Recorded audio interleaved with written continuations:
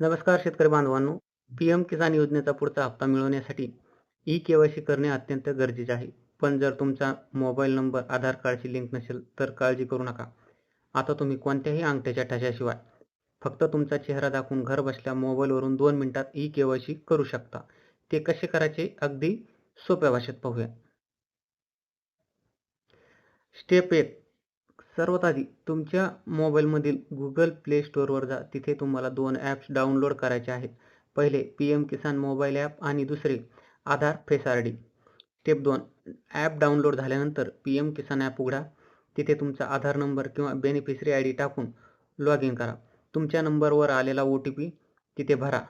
आता ॲपच्या डॅशबोर्डवर तुम्हाला ई-केवायसीचा पर्याय दिसेल. त्यावर क्लिक करा. तुमचा आधार नंबर पुन्हा टाका आणि फेस स्कॅनच्या बटणावर क्लिक करा. कॅमेरा सुरू झाल्यावर तुमचा चेहरा स्क्रीनच्या मध्यभागी व्यवस्थित ठेवा. कॅमेऱ्याकडे पाहत 2 वेळा डोळ्यांची उघड-झाप करा. चेहरा स्कॅन होता तुमचे ई-केवायसी यशस्वीरित्या पूर्ण होईल. फेस स्कॅनिंग करताना काही गोष्टींची काळजी घ्या. तुमच्या चेहऱ्यावर पुरेसा प्रकाश असावा.